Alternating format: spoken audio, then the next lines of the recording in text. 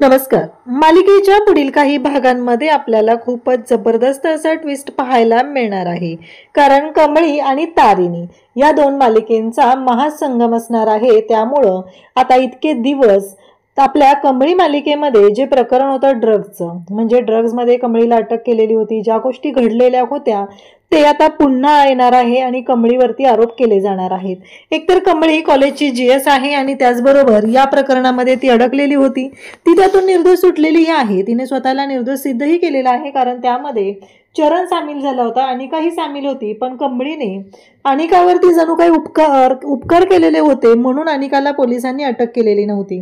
परंतु अनिकाने या संधीचा आता उपयोग करून घेत कमळीला पुन्हा अडकवलेला आहे. कारण कमळीने अनिकावरती दया दाखवलेली होती, पण एवढ्यावरती आता काहीच उपयोग झाला नाहीये. कमळीने जो काही शहाणपणा केलेला आहे तो कमळीच्याच अंगाशी येताना पाहायला मिळणार आहे. पण त्याही पेक्षा एक चांगली गोष्ट पाहायला मिळणार आहे, ती म्हणजे टीम तारिणी ही कमळीच्या मदतीला धावून आलेली आहे.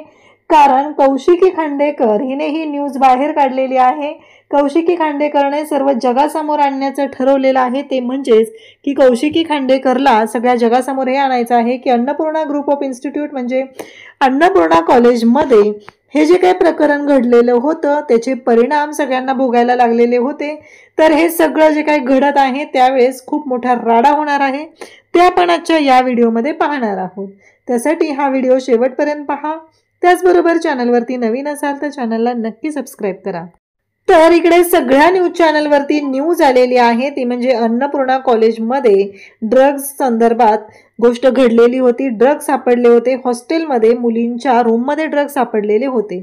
आता मात्र कॉलेजमध्ये सगळे जमलेले आहेत, म्हणजेच अन्नपूर्णा मॅडम आहेत, कामिनी, रागिनी, त्याचबरोबर प्रिन्सिपल सर सगळेजण तिथं आहेत. मग कामिनी त्यावेळेस म्हणते की हे कोण आहे, हे कोणतं चॅनल आहे आणि यांनी अशा का बातम्या द्यायला सुरुवात केलेली आहे.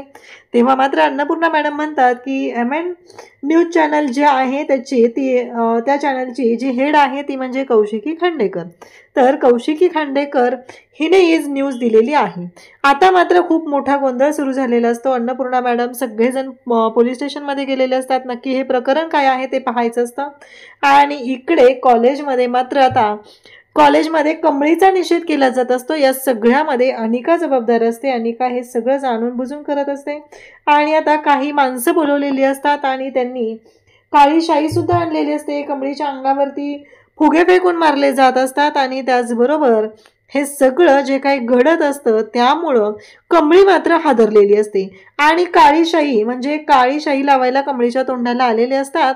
पण त्याच वेळी टीम तारिणी तिथं पोहोचलेली आहे, म्हणजेच तारिणी आणि केडी म्हणजेच केदार हा तिथं आलेला आहे. आणि त्याने सगळ्या गोष्टी खूप छान पद्धतीने हँडल केलेल्या असतात आणि कमळीला या सगळ्यातून त्यांनी वाचवलेलं असतं. पण पुढे असं होतं की कमळी आणि तारिणी दोघेही एकत्र आलेले आहेत. जी वाईट लोक आहेत त्यांचा नाश करण्यासाठी कमळी आणि तारिणी दोघेही एकत्र आलेले असतात.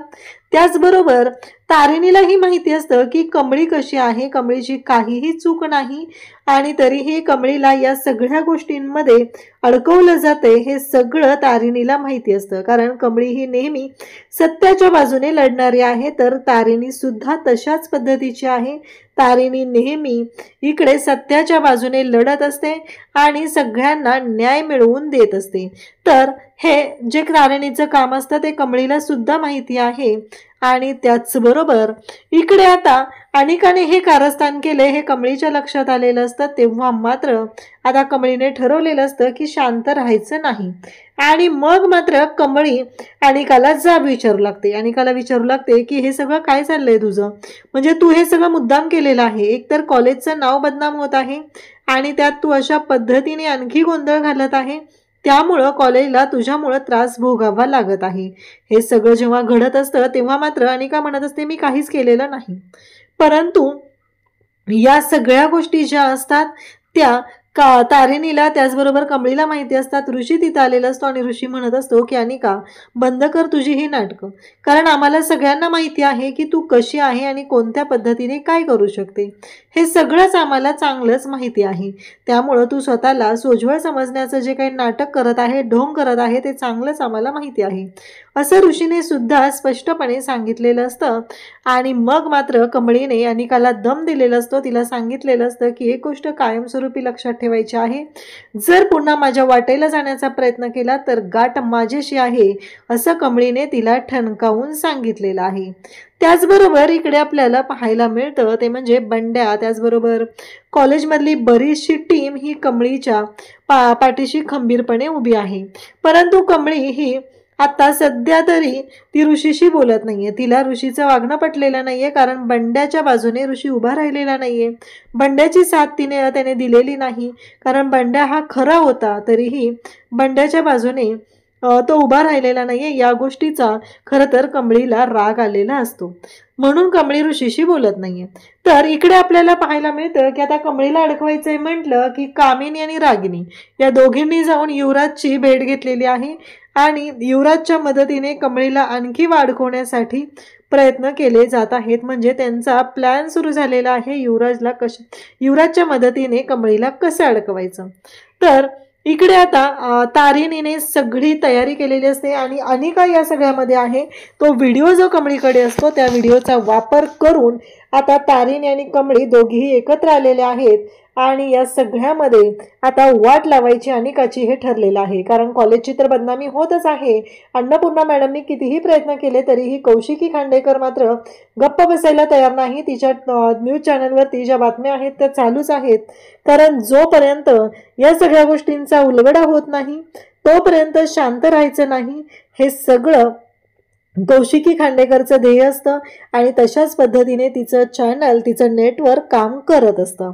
तर इकडे आपल्याला पाहायला मिळतं की आता कॉलेजमध्येच पोलीस आलेले आहेत, कारण आता गोष्टी खूपच शेवटच्या थराला चाललेल्या असतात. कमळी पूर्णपणे अडकत चाललेली असते. तेव्हा मात्र ऋषी तारिणीची भेट घेतो आणि तारिणीला सांगू लागतो की या सगळ्यामध्ये कमळीचा अजिबात दोष नाहीये, माझ्याकडे हे पुरावे आहेत. त्याचबरोबर प्राजू सुद्धा कमळीच्या बाजूने उभी राहिलेली असते आणि इकडे कामिनीने युवराजची मदत घेऊन कितीही कांड करण्याचा प्रयत्न केला असला तरीही त्यांचा डाव हा कसा उधळून लावायचा हे तारिणीला चांगलंच माहिती आहे. मग आता पोलीस आलेले आहेत आणि पोलीस इकडे अनिकाला घेऊन चाललेले आहेत, कारण आता मात्र ऋषीने स्वतः कमळीला सांगितलेलं आहे की काहीही झालं तरीही आता शांत राहायचं नाही आणि त्याचबरोबर कोणत्याच गोष्टींमध्ये आपण शांत राहायचं नाहीये, कारण मागच्या वेळेस तू अनिकाला सोडून दिलेलं होतं, त्याचा परिणाम काय आहे तो भोगलेला आहे. त्यामुळे आता गप्प बसायचं नाही, आता जे काय निर्णय आहे तो घ्यायचा आहे आणि अनिकामुळे हे सगळं झालेलं आहे तर तिला त्याची शिक्षा भोगावी लागणारच आहे. आणि त्याचबरोबर इकडे अनिकाच्या तोंडाला सुद्धा ते काळं फासलं गेलेलं असतं आणि त्याचबरोबर पोलिसांनी अनिकाला आता जेलमध्ये घेऊन गेलेले आहे.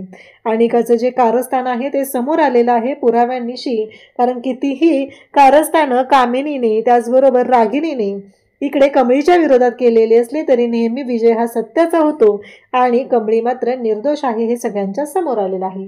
म्हणजेच कमळीने अनिकाला जरी जेलमध्ये पाठवलेलं असलं सर्वांच्या समोर सत्य आणून, तरीही अन्नपूर्णा ग्रुप ऑफ इन्स्टिट्यूटची जी बदनामी होत आहे त्या सगळ्यातून कमळीने कॉलेजला सुद्धा वाचवलेलं आहे. अशाच अपडेटसाठी चॅनलशी कनेक्ट राहा. थँक्यू.